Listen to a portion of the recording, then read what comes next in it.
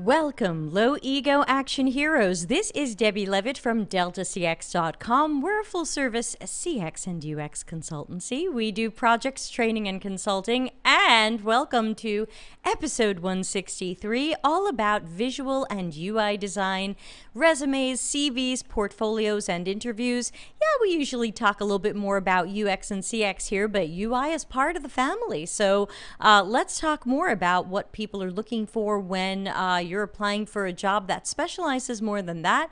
We do have a guest who's going to join us soon. Hey, Manuel, good to see you. But before, let's just say our usual grateful thanks to the people who are donating to the channel every month. Hi, Janice. These are our low ego action heroes giving between $3 and $10 American dollars per month to support the channel, which keeps me in streaming software and chocolate chips, which I ate a handful of right before the show. I'm never going to lose that weight, am I? And so with that being said, let me bring in our guest. And I just want to say quickly, you are going to love her. Probably as much as I do. I was so lucky to meet Shannon last year when I got to work with her at a wacky little South African company. And I am so happy she's agreed to be on the show. So let's bring her in. Everyone meet Shannon Glenn. Shannon, who the heck are you? Thanks for the intro, Debbie. My name is Shannon Glenn, as you've so rightly pronounced. I'm a principal UI designer, and I also play the role of practice visual design capability at our company. So that involves everything visual, creative, UI, recruitment, QA, processes, tools, mentoring, coaching. So everything under there, under that hat. So I'm excited to be here, excited to answer your questions. Yay! And hello to Udipta and Linda. So we've got already a bunch of people joining. Looks like about 15 people are already here. So everybody get your UI questions queued up for Shannon. Ask them in the chat. I'm watching the YouTube chat, the LinkedIn chat, tweets, and Twitch. So ask your questions and I will deal with them. Hi, Terrence. Good to have you back. So Shannon, let's start out and talk about the resume or the CV. We say resume in America. Please forgive us. You probably say CV. If the job is mostly or totally UI or visual designer, what kinds of things are you looking for in there? Well, first of all, I would look at the resume first, just to get an idea of sort of experience, where the person sits, how long they've been in the design field.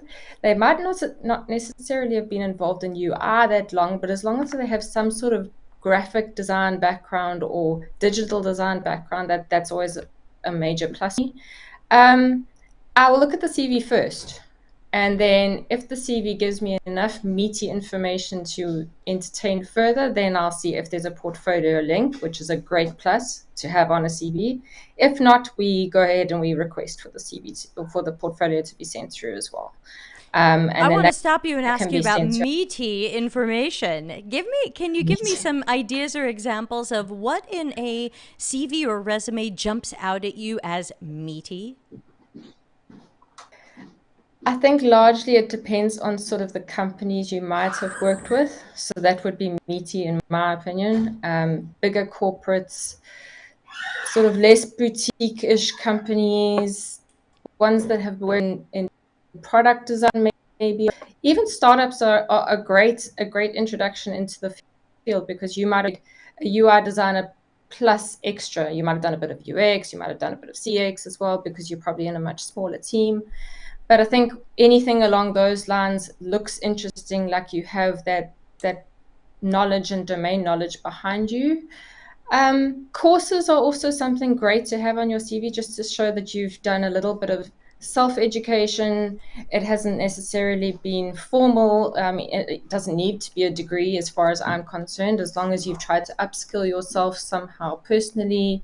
If those are listed on the CV, that's something good for them to look at. And then another thing that I get attracted to is sort of the tools that you've been involved with. It's not a deal breaker, but it just makes things a little bit easier. So if people have got Sketch or Figma or Adobe Creative Suite as a visual designer, that immediately helps, because you know they've got some foundation in using. the tools. Well, we already have 4 questions in the chat, so if you don't mind, I'm just going to start going through them. Adil asks, is it necessary for a UI designer to be good at branding? Super question. It gives you a good head start, and I'll tell you why. Branding in its entirety is looking at a company and you're telling a story through the visuals that you create about that company. If you can understand the branding and the level of the branding, it makes you a better UI designer. So I'm going to say, yes, it definitely helps. It's not a be-all and end-all, to be honest. But to me, if a designer can design a logo really well, they can probably be a very good visual designer because they understand the basic design principles: balance, contrast, visual hierarchy, those fundamentals. So we were yelling about visual hierarchy on yesterday's show. Good to hear you talking about it too. Lots of people saying hi, great to see Jerry and Charlene, Katerina, Linda, Solomon. So let's jump over to Manuel's question. What are you looking, hold on, Manuel. I'm trying to make sense of your question. When viewing portfolio, which is not client work, but a personal project and concept UIs. So I guess, are you looking for something different if it's real corporate work versus personal projects or practice or schoolwork? I don't necessarily see a difference in it, because as long as I can see the process and what you've designed from sort of concept to wherever you left off. Not a lot of people have cradle to grave examples of where they started off as and actually went, especially not sort of your senior and below candidates. It doesn't often work that way. But I think you'd probably want to, it's tricky. I don't think there is a yes or a no answer. I think it definitely, anything really helps to add on. Like for me, it's more, but it must be quality over quantity, if that makes sense. Oh, on this channel for sure.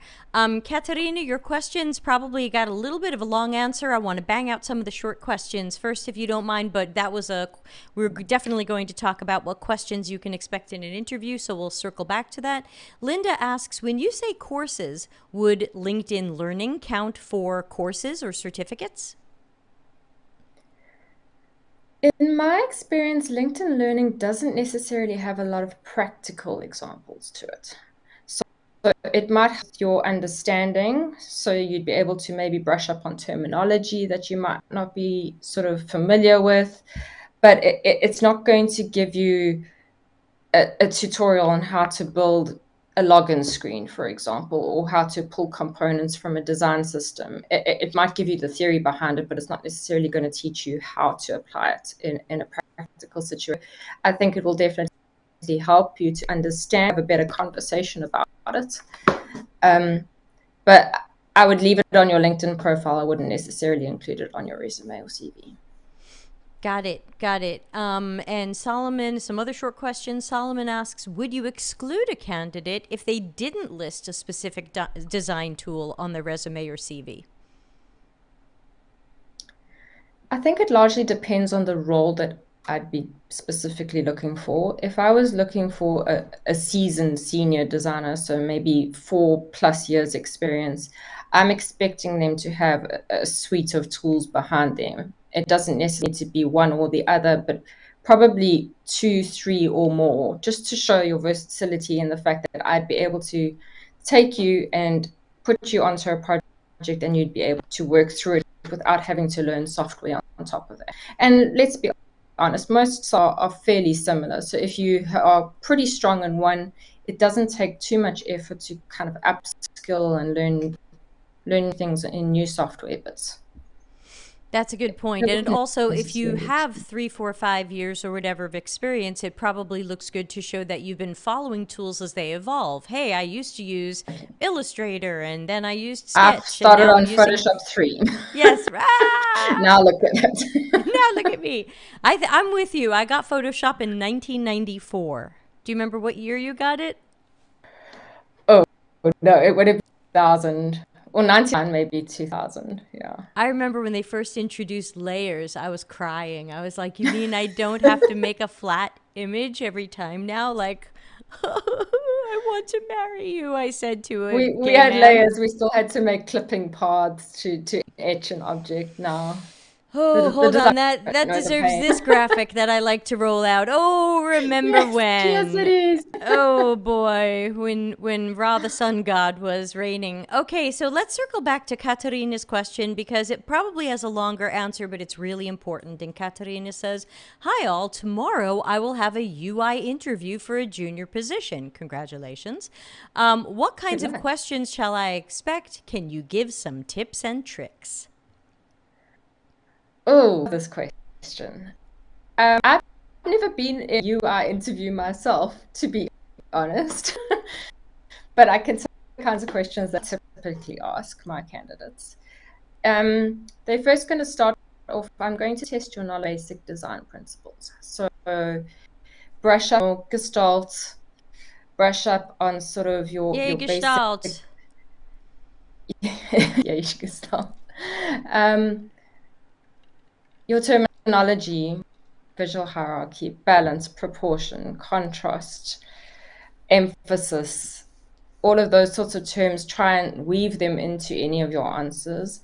Those sort of create the basis of my questioning. I am doing a portfolio walkthrough, so if it's an interview where you're going to be showcasing to the interviewer, they might ask you questions specific to your portfolio pieces, like why did you choose this font or this typeface for this piece of work? Tell me a little bit more about the color theory behind your design. Did you choose this color palette? Those are great questions to understand the designer's level of their knowledge, as well as how they perhaps might apply it into different sort of pieces going forward. You don't want a designer coming in going, "Oh, it looks pretty." Like that's not a good answer. It needs to have some more validation behind it. But I like it. Yeah, it might work in sort of the advertising world where we throw words around like it's aesthetically thing and it pops and it draws the user's attention. But in UI, we like to be a little bit more specific because 9 times out of 10, we're paired with a UX designer who's going to sort of rattle on laws of UX and heuristics, and you can't come with a little "it looks pretty" validation next to that. So Got it. we kind of need to come to the party. I like that. I like that approach. Any other interview questions Katarina might expect as a for a junior job? They might test your thinking and your approach to pieces of work. If it is a more junior role, we're looking for things like your ability and your willingness to learn. And do you fear failure? Do you have the perfection monster built into you? Because UI designers naturally have a perfection monster sitting inside of them, and it can be a problem. They might ask you questions like, have you worked in a team before? Can you tell us a little bit more about what the team looked like? How do you take if you were to be given a brief? What are some of the questions you might ask if you're unclear, just to see how you interpret and how you understand something? Another one might be just your knowledge domain you're going in. So this is where your background research will come in very, like, look up the company you're interviewing with, see what they do, see the kinds of clients that they work on, a sense of where they sit and what industries they play in. It's always a great comfort to know that even if a designer doesn't necessarily have the technical skills, they might have sort of the industry knowledge of e-commerce or the real estate agency vibe. To have some of that knowledge definitely helps you in running and your approach. So they might ask you something along those lines. Is there anything Katarina shouldn't say in the interview tomorrow? Anything to avoid? Anything that might rub a UI manager the wrong way? Phew. If you're going into a junior role, I would steer clear of trying to make too many demands up front.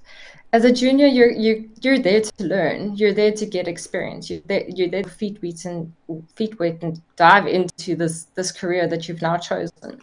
So you want to showcase your adaptability, your perseverance, your desire, your passion for design. So anything that's going to deter from that, if you start saying terms like, or asking them questions about how do you promote work-life balance as a junior, or not that that's a bad question to ask, but it's sort of, you don't ask it yet in the interview process. Interview number 2, you can ask about that. Yeah, or asking them like, how many lunch breaks can I have, or how many what those sorts of 2 per day.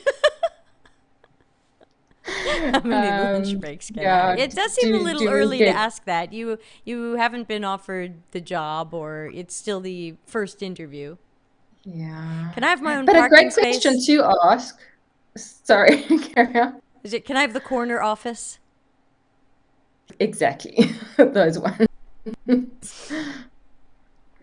Oh, sorry. So let's see. We've got some more. So everybody ask more questions, ask some follow-up questions. Katerina, let us know if that gives you some help or if you have more questions. Mudasar asks, are you looking for the tools, like how good they are with the tools, how good they are with Figma or XD? How would you determine how good someone is with a tool? I'm hoping that the portfolio would give me an indication of that. And again, this is going to play largely on sort of where you see yourself in terms of experience. A more seasoned designer will be able to show pieces in their portfolio that they might show a couple of screen flows, so I can see fairly quickly, like, have they pulled the components from a design system? Have they modified them? Have they chopped and changed things according to wireframes because maybe there wasn't a component like in the design system? It's very easy to get a grasp of what someone is able to do within a certain piece of software just by having a look at their portfolio, but it's not always apparent to every hiring manager. And I think this is where it becomes a little bit tricky. You might be going to a level first that isn't a designer who's looking at your work. You might be going through a recruitment agent, or you might be going through the HR department, or a talent scout who does the screening first. So I think therefore your CV or your resume is where you need to spend effort to make sure that you get your, and then hopefully you get to present your portfolio to someone who is a designer and can ask those. I will interrogate it. If they're doing a portfolio walkthrough, I'll ask them, okay, did you work in a design team, design those specific elements? Even things like icons, did they pull them from a library, or can they create them from scratch? If you can create it from scratch, which software do you use? And can you tell me how you go about it? So that will immediately uncover how proficient they are in the design. They didn't just go to Pixabay or Noun Project and download an icon and chuck it in. Before we get to Manuel's question, I have a burning question, and that is, when you're looking at a portfolio or some samples of work, can you tell the difference between someone who's good at UI but not that strong in the tool, and someone who's strong in the tool but not that good at UI?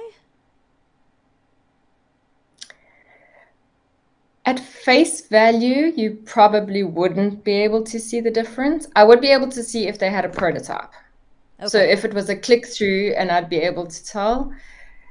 And this is where the production designer versus UI designer debate comes in, because there are some people who are just very good in tools, and they can just pull components. They form great designers in a bigger team where we just need screens, or you just need to product into the environment.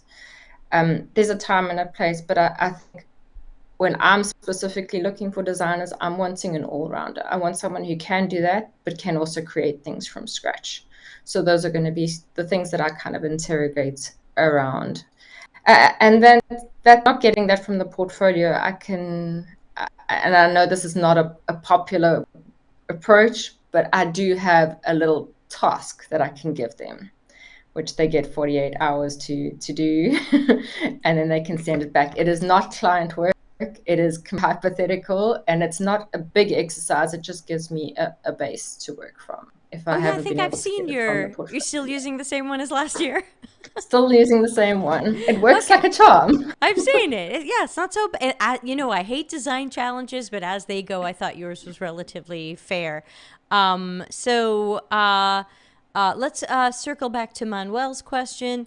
And it's broken up over a couple of things. So let me write this down. Let me yell this out. What are your thoughts when viewing designs not backed up with research and mainly based on guesses? Is it a deal breaker? This is why we have UX and UI designers in an interview. It's never just a UI designer on their own.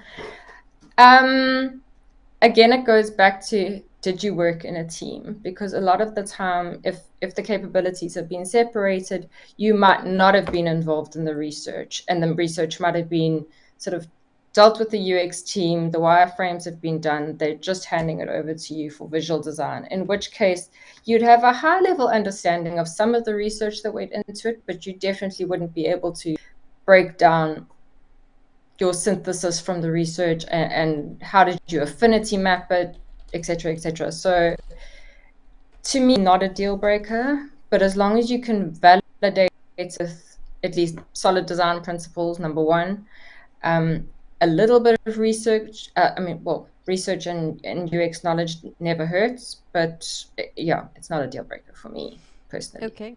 Got it. Manuel also asks, when it comes to prototypes, do you have a preference of what tool they've made prototypes in? Figma, Acture, something else? As long as it works.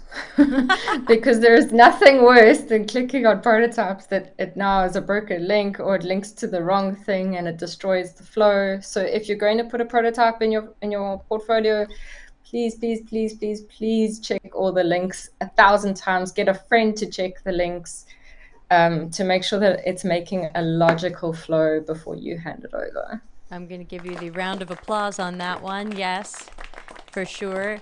Taylor asks, is it important to include the software you use throughout your projects on your portfolio? Oh, I guess like in a portfolio case study mentioning which software or tools you used. It definitely helps. If I'm glancing through a portfolio sort of before I've had an interview with you, say you sent me through a link, if you've listed the tools and broken down it into a case study as part of your case study, it helps. It's not necessarily a deal breaker, but if I'm hiring for a specific project and I know they use a specific tool, if you're that's a thumbs up for me. You blipped a little bit. So if you're looking for a specific tool, what did you say after that? If I'm in a project and I'm looking for a specific tool and I know the client works in that tool, if you've got that listed on your portfolio, that definitely is a plus from me. It sort of filters it out and it can kind of go, okay, yes, this person would be able to do the work because they've been in that project or they've worked on it before. Now, and Ron, I want you to please give us more about your question. I'm not sure I totally understand what you mean about grading and what you mean about reviewing against. So, Ron, if you could give us more details, and then I'll ask Shannon your question. Kenneth, I see your question as well. Kenneth says, hello, Debbie and Shannon. What do you think is the best way to organize a Figma file? Shannon, do you have any preferences in how someone organizes their files? I love this question, and I'm so glad you answered it. You asked it because not a lot of people pay attention to this. And Hired. To me, as a yes, this is great. I've seen them all, to be honest. I've seen screen dumps scattered on one part of the Figma file, prototype links. Literally, it looks like a spider's web. But I did interview one designer not so long ago. The neatest Figma files I've ever seen in my life. Everything was organized, everything was aligned, it was neatly labeled. I don't think you are a UI designer, so that's part of the hiring process. If you're showcasing your work, you're showcasing your approach to projects. If you are neat in the way you organize things, I'm going to naturally assume that you are neat in your everyday work and your approach. So that's a good skill to have. And I think more designers need to pay attention to it. I know it's one of those things that kind of gets pushed aside for the sake of time, because we just need to get things out. Right. Kind of like naming your layers. We could Yeah. go along that conversation forever. Oh, I have a layer You naming get two story. types of designers: ones that do, ones that don't. I want to it's interrupt for a moment and ask, because we're about halfway through on the show. Shannon, are you hiring right now? Could some of our fantastic listeners possibly come work for you? Absolutely. We unfortunately are not hiring any more juniors, I'm sad to say, Okay. because we have already found some that are awesome, and I'm very excited to bring them on board. But we are Congratulations. definitely looking for middleweight and senior designers as well as leads. Ah, and UI specialist, because I know where you work, because I worked there. You've got CX separate from UX, separate from UI. So these would be kind of pure UI jobs. Yeah. Not to say that you won't have skills in both, but your specialization will be more on the visual side. And we see Okay. a lot of portfolios like that. Guys that have, we call them the slashers, the UX/UI designers. So they kind of play in both fields, but we always interrogate to find out where their true passion lies, because I feel you lean more to the one side. And I suppose I was probably one of those at one time as well. I thought I was a UX/UI designer until I really found my passion and decided that no, I preferred doing the design side rather than the research side. Got it. So I guess if anybody wants, maybe they could find you on LinkedIn and poke you Yeah. and see what's going on. So let me just spell Shannon for everybody so you can find her on LinkedIn. Shannon. Last name Glenn, Glenn. She's probably not the only person on the planet with that name, but you will see her lovely smiley picture. And she works for, currently, at least as of when we're recording this, Immersion Group. And does your profile say UK or South Africa? It does say UK. Does say UK. So Okay, so look for that person. And it does actually let's say Shannon. My LinkedIn handle is Shannon-Glenn-UI. If are that's more a than one good of way you. to go about it as well. So let's take a look. Okay, so Ron is explaining his question a little bit more.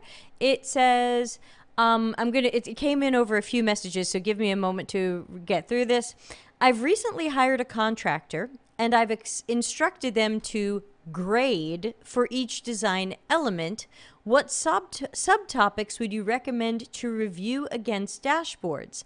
I asked him what he meant by that, and he said, for example, grading our most used dashboard for usability, performance, don't make me think, visuals, hard to consume takeaways, aesthetics. Now, a bunch of this sounds like UX to me versus UI, but do you have any ways that you would maybe assess a dashboard for at least the UI side of things? So a lot of the topics he just rattled off seem to me like a heuristic scorecard, which is largely a UX function. Again, you'd probably evaluate it against basic design principles. So the first thing on a dashboard for me is always visual hierarchy. The next would probably be the colors. So your color theory, what do you need to surface first, and contrast? Balance and proportion also, it's tricky on a dashboard situation because you never really know, am I designing just for desktop? Is it going to be mobile responsive at some stage? Because that also plays a part in what sort of information you surface first. And then accessibility. Who are you designing the dashboard for? What do they need to see? Is there any enhancement you can make for visually impaired or hearing impaired people, to bring that information to them first. Dashboards, if you can design a dashboard, you probably design it, because it's a skill and a half. It's a specialty within a specialty. It really is. Even your data visualization, I've seen plenty of dribble designs and beautiful dashboards, but I know in theory that they're never going to get built like that, because it's almost impossible to make a beautiful flowing graph And in also, code. it's important to understand different types of visualizations. I remember working with someone who I won't mention, where someone said to them, "Oh, maybe this data should be shown as a box and whiskers chart," and they were like, "What's that?" And I was like, "Oh, you were supposed to be the data visualization expert. Come on, it's important to know some key." Types of, sorry, I've got a bug flying around, key types of visualizations. Yeah. So No, it's that's why you say it's a specialty within a specialty. But yeah, I would stick to your basic design principles from a scorecard level. It would be interesting to know why you're evaluating them and grading them. For what purpose? Is it for the client purpose to enhance the design going forward, or is it from a metric perspective where you're measuring results and is it working? That kind of thing. I like that. Yeah. Let's go over to, by the way, secret thanks to Charlene for handling the strange person in the chat room. You can We certainly had a boot strange them. We did. I'm so sorry. Okay, let's get to Terrence's question. Terrence, thanks for your patience. Terrence says, should someone who lacks real world UX experience, mainly research, but is strong with UI work and basic principles, apply for UI dominant jobs to get their foot in the door? I think that's a great approach. I've seen it. I've seen a few designers do it that way. If you're in a fully collaborative organization, you will definitely have exposure to research and to UX typical tasks, which you will learn sort of in the work, not necessarily formally, but definitely informally. And you'll get an idea of the type of work that goes into it, because let's be honest, you're not going to do every single UX task that you're taught in any boot camp or any sort of formal education or anything like that in every single project. You're going to pick up on pieces. And it's important to understand how that all fits into the bigger picture. So if it's something you've done and you enjoy, definitely continue with UI. And you might just find that UX isn't what you want to do, and that's okay.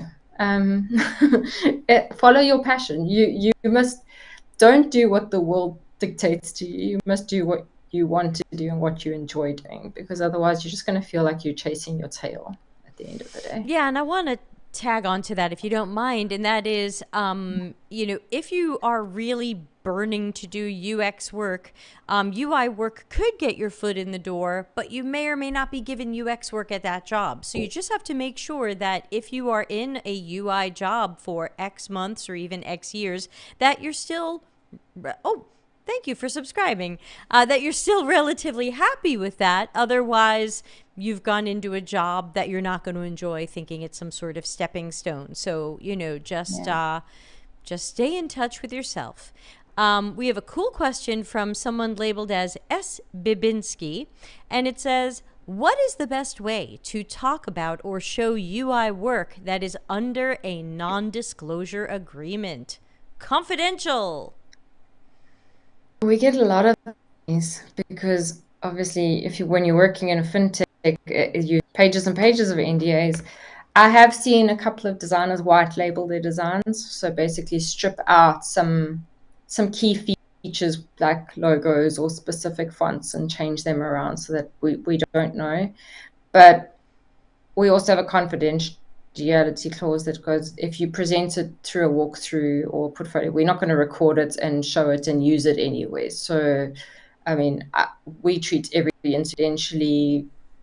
I don't have a problem looking at screens. It's not something I'm going to remember. We see a lot. I'll tell you what call to action was on this person's opposed to someone else.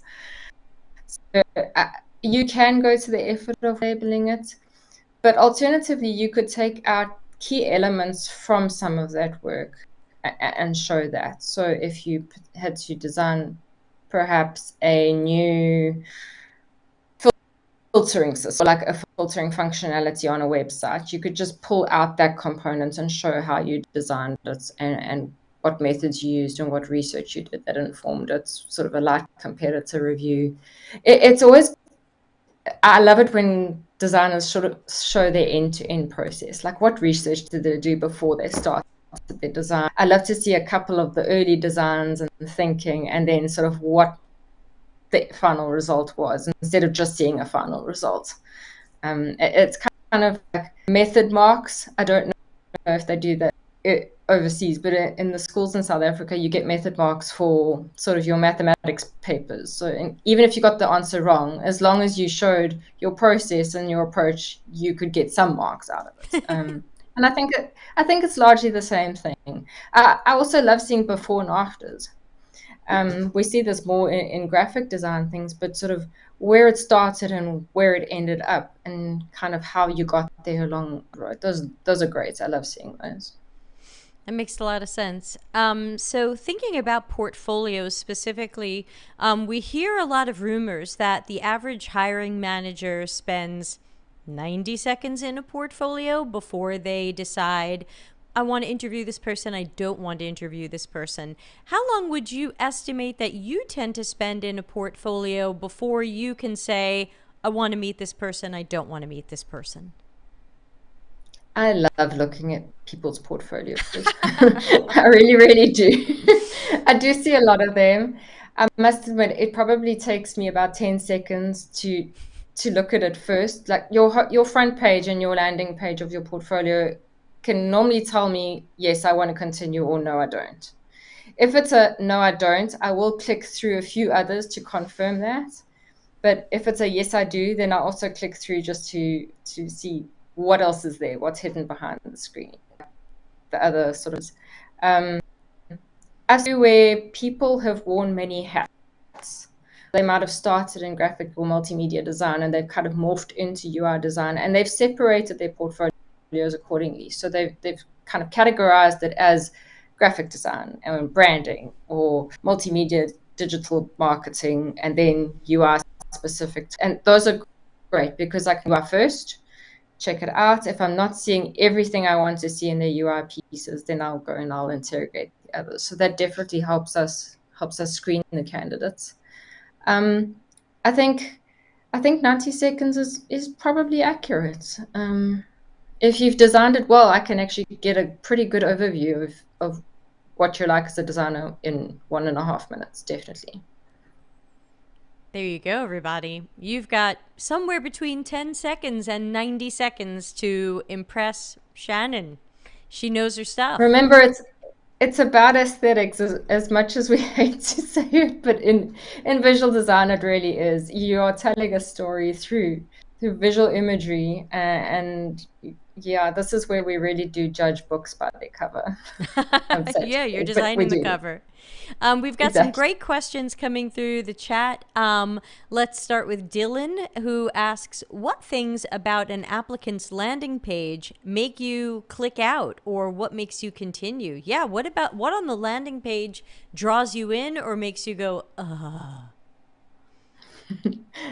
I'm a typography nut, so I like to see interesting font choices and accurate font pairing. If you're going to show me a design with Comic Sans or Times New Roman on your head, I am going to click close. Ouch, ouch, ouch, Times New Roman. Oh, burn it down. Burn it. Comic Sans is worse. That's true. Papyrus. I think also, yes. I think, yeah, so typography is a big one for me. Color theory kind of sits up there. If you've got very low contrasting buttons or graphics or like text on a red background, just something that doesn't sit right and just doesn't look good, or it's too busy and there's too much going on a page, I'm going to sort of question your basic design knowledge. And then also, I think if you're going to use stock imagery, which we all do, never use it as is. It's the same as sort of when you're designing like any kind of print. The graphic designers will understand this. When you're doing a print layout, you never type a font in its default state. You always kern it or track it and make it look proportionate to what you're designing for. Images and graphics are exactly the same. Never just pull a stock photo and land it as it is. Maybe like I want to see that you've taken it and you've upped the contrast, you've changed some hues, you've made it your own. I think if you can make everything 30% different to what it was in its native state, that's always a good sign that you know what you're doing. You've done this before. Yeah, sorry about my dog barking. I get the feeling her arch enemy has just arrived outside. So I apologize there. There will be more woofing in that case. Manuel asks, do you prefer a UI portfolio with a lot of interactivity and animations or something more minimal? I'm a minimalist. I do enjoy the interactions if I have time, but often, again, 90 seconds, I can't click on everything to see it. So if it's something that you're really good at, so say you do love to do micro animations, I'm sure you can showcase that in little pieces, but not all over the place. Like we don't need text flying in from left and right and exploding in the page and fun, but yeah, form follows function, right? And I love Kayleen asking if anyone wants to volunteer their portfolio for Shannon to look at it live. We were not prepared for that, but okay, maybe. Udipta asks, what are your thoughts on PDF portfolios? This is a good question. And I say because in digital they're not great, but if you've done pieces of work that maybe were print oriented or static pieces of work, I think PDFs are fine. Largely for user interface designers, we're designing for digital and we're on either websites or apps. So I feel like living in a digital environment is probably better. I have no issue with guys uploading their portfolio examples to the likes of Dribble or Behance. It works for me. The only thing I can't see from obviously those portfolio pieces is the context behind it or how you got to those designs, what it was for. It's really just surface level of your talent, not necessarily your as a designer. Got it. And we have some people laughing at Comic Sans. We've caught up with questions and we still have another 15 minutes if anybody has questions about UI jobs, portfolios, interviewing. So let's see. Dylan says, just my landing page. My portfolio is academic based on still working on my first UX project. Okay, so I guess that's maybe with a degree or a uni. And Kayleen says, this isn't really a question, but I'm a researcher. But I love visual design. I have no idea what to put on the front page of my portfolio. I guess that's a cool question, too. I'm going to turn into a question. Shannon, in your world, is there anything on the homepage that really draws you in? We talked about some of the overdone homepages turning you off. What, other than great typography, what draws you in? I think I want to know a little bit about you from the first page that you left. So it's going to, I think the perfect landing page would be a little bit about who you are, kind of a little blurb, showcase of maybe a couple of examples of your work, which I would click through to subsequent pages. And maybe bringing in little surprise and delighter elements that kind of create your design personality. So if I had to think of a blank Word document, you would kind of have maybe an image of you, some text explaining who you are, the 4 little categories below it showing snippets of your work, maybe little thumbnails to create interest, and then how to contact you and sort of maybe where you're passionate, what you're looking for in your next role. Because I think a lot of designers are confused at the moment. They don't know which direction to go into.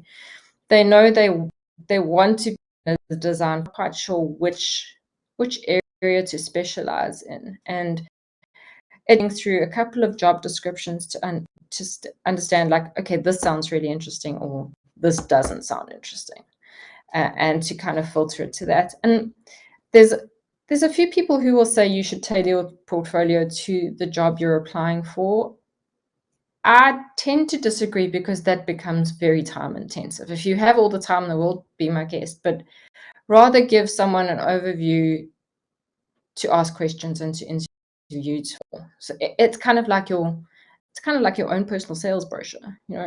You're going there, you're saying, like, here, this is me, but if you want to find out more, like, you actually have to speak to me, and that's what you want.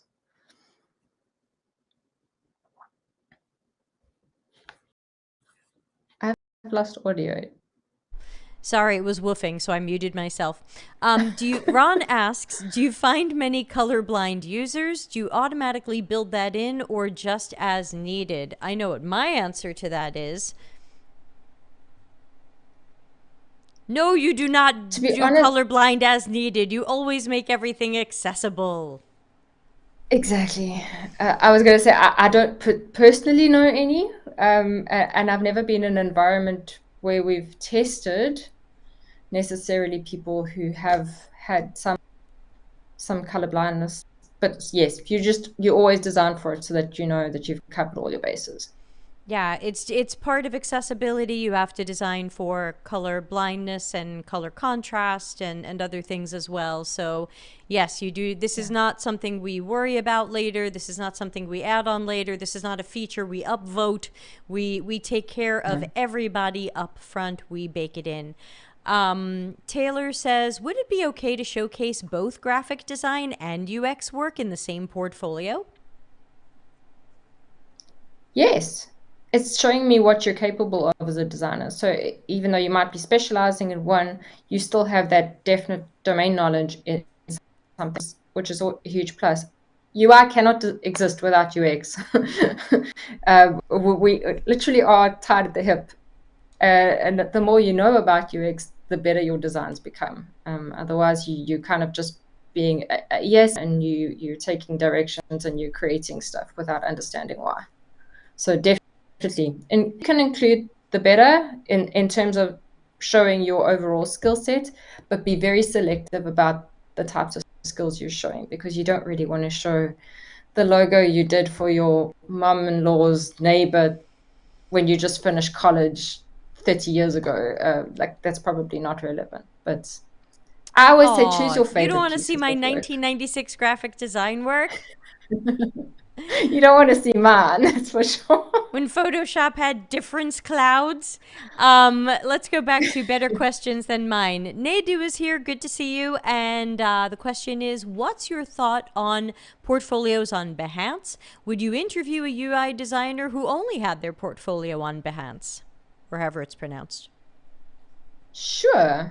I have no issues with portfolios on Behance. I often use what's great is I can look at them on my phone. So if I get a link and I'm not particularly at my computer, I can go on there and I can check it out on my phone, which is fantastic for me. I often end up scrolling through and doing portfolio screening after hours, which is normally in the comfort of my couch and with my phone in my hand.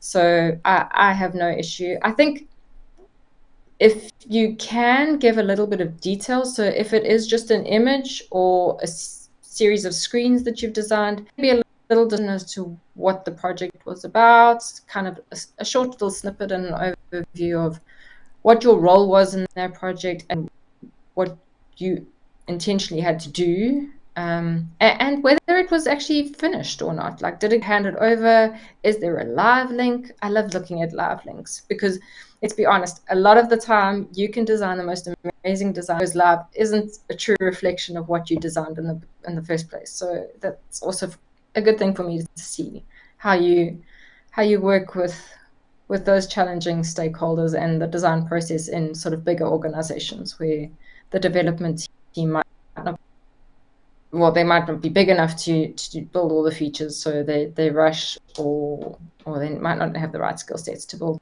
everything that you used. Sad but true. It happens. Okay, we have more questions. Vali asks, I am working on my portfolio. I have 10 years of experience as a visual designer and then to UX, but I stopped in between the process of creating the portfolio. Where can I get inspiration for a portfolio?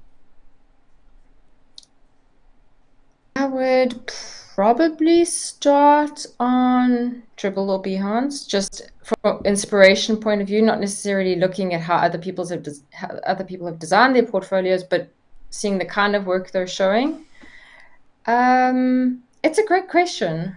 I'm going to possibly give you a few links, Debbie, maybe after this, for the guys to have a look at, to see some great portfolios that I've seen, because it's really, they're few and far between, I'm not going to lie.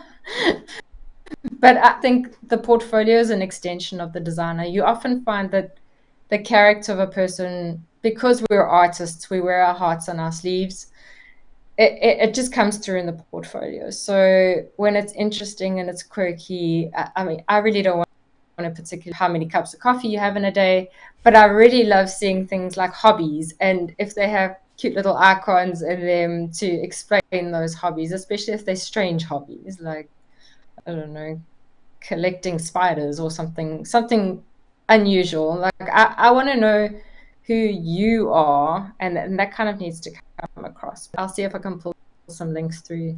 Yeah, thanks. We'll add it to the YouTube description. And I'm going to mispronounce this terribly, but Taryn says Bayadanki. Oh, look at that. An Afrikaans. I haven't heard that for a very time. And there's also some chat in the chat area about color blindness. Please remember that humans are colorblind. We have to adjust for them. We don't want to use plugins or overlays. Companies are getting sued for accessibility plugins and overlays because they are not making things accessible. They're very controversial, so please do not use for a website plugin. Maybe there's a Figma plugin, that's different, but do not use a website plugin for your overlays. Yikes, yikes. We might have time for just one more question, so we're going to take Janice's question. And Janice says, what advice do you give to new designers so they can practice and get better in design in general? Where do you start beyond design principles? Practice, practice, practice, practice, and practice. Okay, You but can't have where too and much how? practice. I do enjoy the design challenges. You can often find online. I don't think there's any harm in that. There's plenty of influencers and even sort of design houses who have them, and they're freely available. YouTube has also got multitudes of sort of tutorials and little pieces of well, they're not necessarily tutorials, but how-tos on creating different layouts and flows and things. And I'm a firm believer that if you copy something, even though it's not your own, you're still learning how to build something that it belongs to someone else. And then you can take those methods, sort of put it into your hands. My mom always used to have this term called stealing with your eyes. And it's about taking inspiration from someone else's work and seeing how you can integrate it into something that you're doing day to day. And design is never stagnant. It's always changing. So you could literally go onto Google for now and redesign their homepage, like see how you could potentially change their search bar, or what if their font changed tomorrow from something else? What if they changed their color palette? It's trial and error, it's testing, it's again, it's the same. That's why we love what we do. No 2 days are ever the same in design. Very, very true. And just a quick, slightly personal note to Ron, who's been joining us today. Ron, it says, you said ping you after the show. That's hard for me because I don't know who you are, and there are probably other people named Ron Haley, and I don't want you to think I'm ignoring you. So can you please just ping me after the show? That would be much, much better than me trying to find the right Ron Haley on all of LinkedIn, because I don't have access to my own video, and so I cannot find you later. Please find me. So people are thanking you. Everybody says thank you. We had one last question from Taylor, and then I'll let you go. Taylor says, would having a UX internship be crucial if I'm breaking into UX from working as a graphic designer? Should I take that one? You can take it. I'll add on to anything that you. Yeah. I mean, having an internship should help. Make sure you have standards about your internship. Don't just take any old one, because some of them don't train you, don't teach you, don't support you, don't lift you up. They just give you low paid or unpaid work, and then they kiss you goodbye, and maybe you don't even get a kiss. Well, not that you'd want one, but you know what I mean. And so I don't think an internship is mandatory, but I think it can be helpful on your path to getting the junior full-time job. So recommended, better when you can do it, but not crucial or a deal breaker. Shannon, what do you want to add to that? I was going to say exactly the same thing. As I think it can help if you're sort of offered the opportunity. If it's a paid internship, it can definitely have its benefits. But it's also a two-way street. I think a lot of people go into internships thinking that they're going to be given a whole bunch of information, but it's as much about them being given and you asking and sort of like finding out things for yourself in that internship. The interns that sort of separate themselves out from the forerunners to the ones that probably aren't going to continue with the company are the ones who are proactive and go above and beyond what they want to do in sort of the effort to achieve more in their roles. So I wouldn't say it's great if you have, but be careful on the ones that you choose, because you don't also want to be just making coffee or churning out the PowerPoint presentations and not being exposed to actual UX work. Yeah, good point there. All right, so we should wrap up. Wow, the hour has come and gone. Thank you so much. I hope you had some fun and fantastic information. We should have you back again in the future for some UI topic. But remind us again where everybody can find you. Are you a tweeter? Are you a LinkedIner? Where can we find you? You can find me on LinkedIn. It's Shannon-Glenn UI. Yes. And yeah, unfortunately, I'm not a tweeter. So yeah, you won't be getting any of that out of me. But yes, I'm definitely active on LinkedIn. Happy to reach out and help you guys along. I do have a couple of sort of slots open. So please hit me up, click the follow button in whatever. Excellent. Yeah, everybody connect with Shannon, please. And if you are interested in more UI topics on this channel, please let me know. Maybe make a comment under this video, and that way we can plan more shows around the things that interest you. Don't forget to please subscribe here, and please tell some friends about this channel. We are growing slowly but organically, and we need your help getting the word out about the channel. So please tell someone you love who loves UX and UI and CX all about our channel. Everybody's giving you lots of thanks. I hope you can see it up on the screen. Thanks to everybody who joined live and stuck with us the whole way. Lavinia and Gold was here earlier, but I didn't even say hi to Gold. I feel terrible. Yeah, we will wave ourselves out of here. And Shannon, I hope to see you again soon. Thanks again for being here. Thanks, Debbie. Thanks, everyone. Take care. Bye. Customer centricity as business intelligence. Visit deltacx.com to learn why we are